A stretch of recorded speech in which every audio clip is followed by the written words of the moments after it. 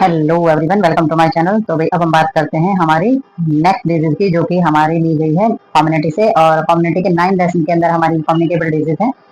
तो इसमें communicable disease तो पहले ही कर चुके हैं, नॉन कम्युनिकेबल डिजीज के बारे में बात हो रही है। तो उसमें हमारी जो 5वीं डिजीज है वो है हमारी डायबिटीज मेल्टस। तो डायबिटीज मेल्टस के बारे में हम जानते हैं इसमें। तो इन्होंने बताया, once regarding as a single disease entity diabetes is now seen as the heterogenesis group of disease. तो इन्होंने बताया है कि जो हमारी डायबिटीज थी ना, पहले डायबिटीज जो थी वो पहले एक सिंगल बीमारी के रूप में जानी जाती थी कि ये एक सिंगल बीमारी है डायबिटीज है और इसके साथ कोई बीमारी नहीं है।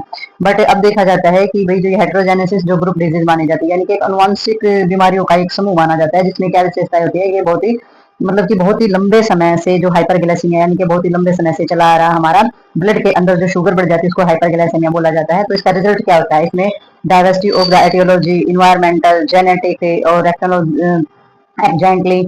तो इसमें सारी की सारी जो चीजें होती हैं वो हमारी संयुक्त रूप से पाई जाती हैं। ठीक है, तो मतलब क्या हो गया कि ये सिंगल डायबिटीज नहीं है, इसके साथ बहुत सारी चीजें जो है जुड़ी हुई होती हैं। और जो अंडरलाइनिंग हमारे जो कारण होते हैं डायबिटीज होने के, जो अंदरूनी जो हमारे रीजन होते हैं डायबिटीज होने के, उनके बारे में हम जानेंगे इसमें। तो ये कोई सिंगल बीमारी नहीं है, पहले इसको सिंगल बीमारी के रूप में जाना जाता था, लेकिन अब ये सिंगल बीमारी नहीं है। अनुवांशिक रूप से जो हमारी रक्त शर्करा यानी कि रक्त शर्करा हम जिसको बोल देते हैं हिंदी में, यानी कि हमारे जो ब्लड के अंदर जो शुगर होती है जो मानसिक रूप से होती है वो कई बीमारियों का कारण बनती है हमारी। तो आगे देखते हैं इसमें हम। तो भाई इसमें जो हमारा बताया गया हाइपरग्लाइसेमिया जो है वो किस रीजन से बताया गया है इन्होंने। तो इन्होंने बताया है कि the defective production of the action of insulin. तो भाई इंसुलिन जो होता है उसका जो प्रोडक्शन और एक्शन जो है जब डिफेक्टिव हो जाए, उसमें कोई दिक्कत आ जाए, यानी कि जब इंसुलिन हॉर्मोन्स जो है उसमें दिक्कत आ जाती है, तो वो हार्मोन क्या करता है, control glucose fat and ammonia acid metabolism. तो इस जब इसमें दिक्कत आ जाती है, और इसका काम क्या होता है, इस हार्मोन्स का काम होता है कि हमारी बॉडी में जितना भी ग्लूकोज है, फैट है या फिर अमोनिया एसिड है, उनका मेटाबॉलिज्म यानी कि उनकी अच्छी तरीके से प्रक्रिया करवाना, पाचन क्रिया करवाना। ठीक है, तो इसमें जो विशेषताएं होती है हमारी डायबिटीज की, जो हमारी कैरेक्टरिस्टिक के दौरान हमारी डायबिटीज देखी जाती है, बहुत लंबे समय तक चलने वाली है हमारी बीमारी होती है। और क्लिनिकल मैनिफेस्टेशन से और हमारे प्रोग्नोसिस जो चीजें इसमें देखी जाती है, तो ये भिन्न भिन्न प्रकार की जो इसमें अलग अलग वैरायटी हम इसको बोल सकते हैं वो इसके अंदर पाई जाती है, लंबे समय तक चलने वाली है और अलग अलग भिन्न भिन्न प्रकार की ये हमारी पाई जाती है। जो कोरोनिक हाइपरग्लाइसेमिया होती है, वट एवर कॉज, मतलब कि हाइपरग्लाइसेमिया हो जाए किसी भी कारण की वजह से, lead to number of complications. तो उससे बहुत सारे जो है कई तरीके के कॉम्प्लिकेशंस यानी कई तरीके की दिक्कतें जो हैं वो खड़ी हो जाती हैं हमारी।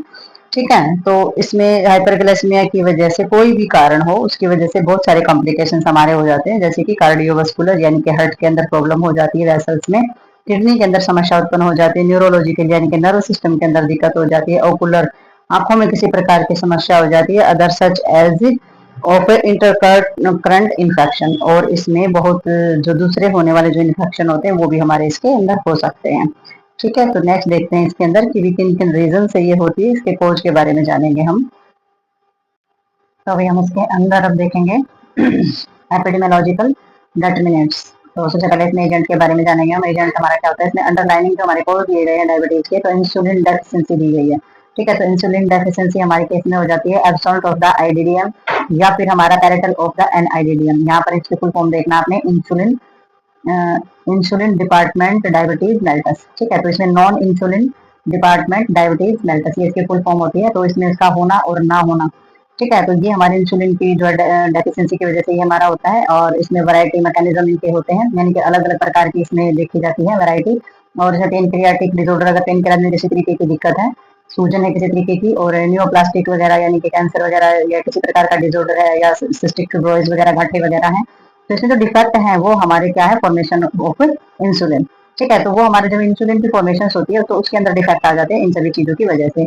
अब सिंथेसिस है इसमें अबनॉर्मल बायोलॉजिकल और लेस एक्टिव इंसुलिन मॉलिकल्स। तो इंसुलिन के जो मॉलिकल्स होते हैं वो अगर एक्टिव लेस है यानी कि निष्क्रिय है बायोलॉजिकल, तो फिर वो हमारा जो सिंथेसिस है वो हमारा अबनॉर्मल हो जाता है, उसमें बेटा सेल्स का डिस्ट्रक्शन हो जाता है, या ठीक है वायरल इन्फेक्शन है या केमिकल एजेंट है, तो ये भी हमारा रीजन बनते हैं।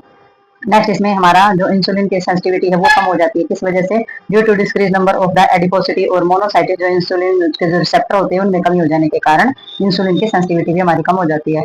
ठीक है, और हम जेनेटिक डिफेक्ट के अंदर हमारा आ जाते हैं जो ऑफ इंसुलिन जीन्स। तो इंसुलिन जीन्स जो यानी कि जो जन्मजात होने वाले हमारे होते हैं उनमें अगर किसी तरीके का परिवर्तन आ जाता है तो उसकी वजह से भी हो सकता है। ऑटो इम्यूनिटी में हो जाता है, जैसे कि एविडेंट हमारे एक्यूमुलेंट हो जाते हैं, accumulate that the insulin response of the glucose of the genetically control. तो इसमें जो हमारे एविडेंस होते हैं यानी कि हमारी जो प्रतिरक्षा क्षमता होती है उसके अंदर अगर इंसुलिन का रिस्पॉन्स यानी कि जनरली हमारे ग्लूकोज को कंट्रोल करने का काम करती है और ओवरऑल जो हमारा इफेक्ट होता है इसमें मैकेनिज्म पर सारे पर, तो वो हमारा रिड्यूस करता है यानी कि ग्लूकोज की जितनी भी जो खपत होती है ना वो हमारी कम हो जाती है। और ग्लूकोज की खपत जब कम हो जाएगी, जब यूटिलाइजेशन रिड्यूस हो जाएगा हमारा, तो उसमें क्या बढ़ जाएगा, जब उसका यूज ही नहीं होगा तो ग्लूकोज इकट्ठा होता चला जाएगा हमारा। ग्लूकोज इकट्ठा होगा तो क्या हो जाएगा, हाइपरग्लाइसेमिया तो हो ही जाएगा और हाइपोग्लूकोरिया भी हो जाएगा, यानी कि ग्लूकोज की मात्रा जो है वो ब्लड के अंदर बढ़ती चली जाएगी। ठीक है, तो ये हमारे एजेंट होते हैं जो कि जिनकी वजह से हमारी डायबिटीज जो है प्रॉब्लम बढ़ती है। अब होस्ट फैक्टर्स में क्या जाते हैं, एज अगर देखी जाए तो ऑल्दो डायबिटीज एज हम देखेंगे आगे जाके उम्र हमारी कौन कौन सी इसमें रहती है। तो भाई इसमें हमारी अगर देखें एज के अकॉर्डिंग तो इसमें थोड़ा हल्का हल्का सा जल्दी जल्दी से देख लेते हैं। तो इसमें इंक्लूड किया गया है सारी की सारी राइज ऑफ द स्टेपली विलेज। तो भाई किसी भी एज में हमारा ये हो सकता है NIVDM usually come light of middle years. ठीक है, लाइफ के जो हमारे मिडल ईयर होते हैं, बीच के जो साल होते हैं उनमें शुरू हो सकता है राइज द फ्रीक्वेंसी, तेजी के साथ शुरू होता है। मॉल न्यूट्रिशन जो होता है उससे रिलेटेड भी डायबिटीज के इफेक्ट हमारे आ सकते हैं। नंबर ऑफ यंग पीपल, ठीक है, तो जवान व्यक्तियों के अंदर और prognosis worse of the younger diabetes who can develop of the complications early year of the older diabetes. ठीक है, तो देख सकते हैं कि भाई हमारी जो यंगर एज से हमारी डायबिटीज की कुछ थोड़ी बहुत दिक्कतें हैं, डेवलपमेंट है, कॉम्प्लिकेशन है, तो फिर वो ओल्ड एज तक भी चलती है हमारी डायबिटीज। तो इसमें जो हमारी जो शुरुआत है वो बचपन से भी हो सकती है, मिडिल एज से भी हो सकती है, तो इसमें कुछ कहा नहीं जा सकता, जन्मजात और अनुवांशिक भी होती हैं चीजें। सेक्स के मामले में अगर हम देखते हैं, लिंग के मामले में देखते हैं, तो सम कंट्रीज के अंदर अगर हम देखें ओवरऑल मेल फीमेल्स का जो रेशो होता है ना वो बिल्कुल इक्वल होता है। औरतों में भी इतनी पाई जाती है शुगर और जेंट्स के अंदर भी इतनी पाई जाती है। साउथ ईस्ट एशिया के अंदर हम देखें तो मेल के अंदर जो डायबिटीज है वो हमारी ज्यादा पाई जाती है। ठीक है, तो इसमें इन चीजों पर अभी भी सवाल है खुल के, मतलब इन पे नहीं बात की जा सकती, भी औरतों में नहीं होती मर्दों में ही होती है, लेकिन मर्दों में ज्यादा होती है। और जैसे कि साउथ एशिया में कहीं कहीं पर खान पान ऐसा होता है जहाँ पर कार्ब ज्यादा लिए जाते हैं, तो वहाँ भी ये चीजें हो सकती हैं। और इसमें अगर जेनेटिक फैक्टर के अकॉर्डिंग हम देखें तो जेनेटिक नेचर में डायबिटीज जो हमारे अंडर डिस्कस या फिर स्टडी शो आइडेंटिफाई, तो इसमें भी हमारी सारी की सारी जो है अप्रोक्सीमेटली 90% जो है हमारी इसके अंदर पाई जाती है। यानी कि जेनेटिक स्टडी के अंदर अगर हम देखें तो 90% हमारी जेनेटिक चीजें यानी कि अनुवांशिक रूप से हमारी ये जो शुगर होती है माता पिता से बच्चों के अंदर आ सकती है। तो जेनेटिक कंपाउंड्स जो है हमारे 1% 1 टाइप की जो हमारी डायबिटीज होती है वो इसके कारण आती है, 50% हमारी इंडिकेट की जाती है इसमें टोटली।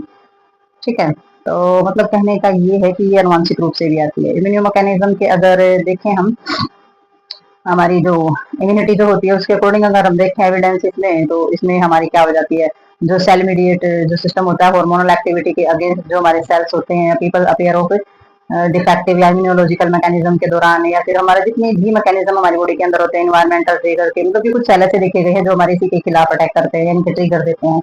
ठीक है, इम्यूनिटी सेल्स जो है वो इसके ऊपर अटैक करने का काम करते हैं, ट्रिगर देने का काम करते हैं। तो इम्यूनिटी सिस्टम भी हमारा इसके अंदर ये एजेंट भी रहते हैं। ओबेसिटी मोटापा तो होता है ये भाई। ठीक है, जिसमें हमारे क्या होते हैं एडिपोसिट जो हमारे सेल्स होते हैं वो बहुत ही बड़ा खतरा होते हैं हमारी। ठीक है, non insulin department diabetics mellitus के लिए बहुत बड़ा खतरा होता है मोटापा। ठीक है, तो इसमें सारी की सारी ड्यूरेशन और डिग्री देखी जाती है मोटापे की, कितने साल में कितनी डिग्री जा करके जो है मोटापा बढ़ा है। मैटरनल डायबिटीज के अंदर अगर हम देखें इसमें, तो माँ से बच्चे के अंदर आने वाली जो हमारी प्रॉब्लम होती है, तो इसमें जो प्रेगनेंसी होती है, तो जैसे डायबिटिक है मदर और प्रेगनेंसी होती है, तो गैस्ट्रोइंटेस्टाइनल डायबिटीज जो है वो बहुत ही लंबे समय तक जो बच्चा होता है ना और टेंड डेवलप ओबेसिटी, तो वो क्या होता है बहुत ही मतलब हैवी वजन के साथ बच्चा पैदा होता है। तो चाइल्डहुड में हाई रिस्क होते हैं डेवलपिंग टाइप 2 डायबिटीज के। तो उसमें क्या हो जाता है, उसमें बहुत ही कम ही उम्र में डायबिटीज 2 टाइप दूसरे टाइप की जो हमारी डायबिटीज होती है उसके डेवलप होने के ज्यादा खतरे रहते हैं कम ही उम्र के अंदर। बॉर्न टू मदर आफ्टर, और बच्चे को जन्म देने के बाद ये डायबिटीज जो है बहुत ही जल्दी से हमारी 3-fold higher risk of the developing diabetes and the born before, मतलब कि जो बच्चा, एक तो बच्चा ऐसा है जो डायबिटीज होने से पहले पैदा हुआ है, एक तो वो बच्चा, एक डायबिटीज है मदर को, फिर कोई बच्चा दूसरा बच्चा पैदा होता है, तो उसके अंदर 3% ज्यादा खतरे होते हैं इसके डायबिटीज होने के। ठीक है, तो इसमें जो हमारा जो मैटरनल डायबिटीज है वो एसोसिएट करती है हमारी सारी की सारी इसके अंदर ग्रोथ हो जाती है। बच्चा अगर लो बर्थ के साथ पैदा होता है, ठीक है, और अनोगत के साथ अगर पैदा होता है एसोसिएट होती है, बहुत ही जल्दी रिपीटली ग्रोथ करती है, कैचअप लेटर ऑन। ठीक है, तो ये और भी ज्यादा जल्दी से हमारी पकड़ती है इसको, और जुड़ा हुआ होता है ये हमारे से डायबिटीज से, और ये हमारी इंक्रीज रिस्क ऑफ द, मतलब कि उसमें और भी ज्यादा हमारे जो है डायबिटीज मेल्टस होने के खतरे बच्चे से बढ़ जाते हैं। ठीक है, अगर लो बर्थ के साथ बच्चा पैदा होता है तो और भी ज्यादा खतरा उसे बढ़ता है जब वो एकदम से संपर्क में आता है, एकदम से जुड़ता है, तब अचानक से जुड़ने के बाद जल्दी से हमारी ये चीजें जो है ग्रो भी करती हैं और बढ़ती भी हैं। तो ये सारे के सारे रीजन हमारे जो होते हैं डायबिटिक मेल्टस होने की होते हैं। तो नेक्स्ट देखते हैं इसमें हम, तो इसमें अब स्क्रीनिंग करानी है हमने डायबिटीज की। स्क्रीनिंग जब आप कराएंगे यानी कि टेस्ट जब आप कराएंगे तो सबसे पहले यूरिन एग्जामिनेशन, ठीक है, यूरिन टेस्ट कराते हैं यूरिन के अंदर शुगर अब हमें पता चले। तो यूरिन टेस्ट फॉर ग्लूकोज, तो यूरिन में ग्लूकोज का टेस्ट कराएंगे हर 2 घंटे के बाद, ठीक है, 2 आवर आफ्टर, 2 घंटे के बाद। आगे देखते हैं इसमें। और इसके अंदर जो यूरिन जो होता है, यूरिन में जैसे कि 2 घंटे के बाद हमारा टेस्ट किया जाता है ग्लूकोज का। तो इन्होंने जैसे meal of the commonly use of the medical practice for the detecting case of diabetes. तो भी हमारे जो डायबिटीज के जो हमारे केस होते हैं वो हमारे जैसे कि मेडिकल प्रैक्टिस होती है, मेडिकल प्रैक्टिस के अंदर हमारे जो केस होते हैं यानी कि टेस्ट करने के, शुगर को टेस्ट करने के यूरिन के अंदर, ये हमारे से जुड़े हुए होते हैं सारे के सारे। जैसे कि ग्लूकोयूरिया कंसिडर किया जाता है, जैसे कि डायबिटीज जो है वो हमारी जो स्टैंडर्ड ओरल जो ग्लूकोज टॉलरेंस होती है उसके साथ, यानी कि एक तो होती है हमारी ओरल ग्लूकोज जो हम लेते हैं, माउथ से लिया गया जो हमारा ग्लूकोज होता है, जो भी मीठा या कार्ब हम लेते हैं, तो उसमें जो प्रोवाइड किया जाता है जो स्टैंडर्ड ओरल ग्लूकोज का जो टेस्ट होता है, मोस्ट सर्जरी जो हमारी की गई से हमारा कंफर्म होता है कि जो ग्लूकोज होता है वो हमारा यूरिन के अंदर जब पाया जाता है जब बहुत ही सीवियर केस होता है, यानी कि जब बॉडी के अंदर बहुत ज्यादा मात्रा में ब्लड के अंदर ग्लूकोज बढ़ जाता है, तो यूरिन टेस्ट में तब आएगा, open absent of the middle from of the disease. लेकिन जब कम मात्रा में ग्लूकोज है हमारा यूरिन के अंदर तब नहीं हमारा टेस्ट के अंदर आएगा, ठीक है। यानी कि जब बहुत ज्यादा ग्लूकोज बढ़ जाएगा ना बॉडी के अंदर तो यूरिन में आना स्टार्ट होता है। अगर थोड़ी बहुत प्रॉब्लम है ग्लूकोज बढ़ने की तो यूरिन के टेस्ट में नहीं आएगी, ठीक है, तो वो मिस्ड रहेगा बाय यूरिन टेस्ट। तो इसमें सारा का सारा जो हमारा केस है डायबिटीज का जो इन्होंने बताया है, डायबिटीज जो है अनलेस अदरवाइज जो हमारा जो कि standard oral glucose tolerance test जो हमारे होते हैं वो मोस्ट स्टडी से ये कंफर्म हुआ है। कुल मिला के इन्होंने ये बताया है कि मोस्ट स्टडी से ये कंफर्म हुआ है कि भाई जो हमारा अगर ज्यादा मात्रा में हमारा ग्लूकोज बढ़ा हुआ है तो यूरिन टेस्ट के अंदर आएगा, और यूरिन टेस्ट के अंदर नहीं आ रहा है तो वो ज्यादा मात्रा में नहीं बढ़ा हुआ। लेकिन इसका मतलब ये है कि ये भी नहीं है कि भी ग्लूकोज है ही नहीं बॉडी के अंदर, यानी कि उसकी मात्रा बढ़ी हुई हो सकती है लेकिन कम लेवल पे बढ़ी हुई हो सकती है। तो ये कहना चाह रहे हैं कुल मिला के, क्योंकि वो एक ही सेंटेंस को घुमा फिरा के बोल रहे हैं।